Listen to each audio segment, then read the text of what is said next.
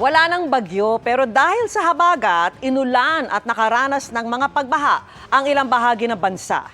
Dalawa rin ang napaulat na nasawi dahil sa landslide, kabilang ang 8 buwang buntis.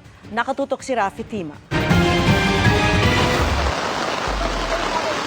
Sa gitna ng buhos ng ulan, tulong-tulong ang mga residente ng Lower Calyagdao sa Tabuk City, Kalinga para alisin ang mga bara sa kanal at iba pang daluyan ng tubig. Binaha na kasi ang ilang bahagi ng kanilang lugar. Ang ilang bahay at establishmento halos bubong na lang ang kita. Abot tuhod naman ang baha sa ilang bahagi ng syudad. Inabot hanggang gabi ang mga pagbaha kaya rumisponde na ang lokal na pamahalaan at nagpadala na ng mga heavy equipment para linisin ang mga bara na nagpalala sa baha.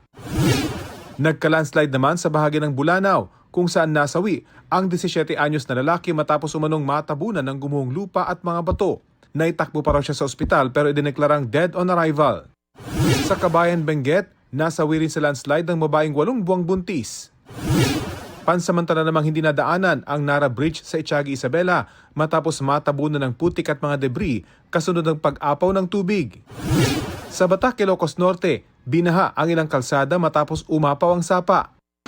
Paghupa ng baha, nabalot ng putik ang mga kalsada na pinagtulungan namang linisin ng mga residente at tauhan ng Bureau of Fire Protection.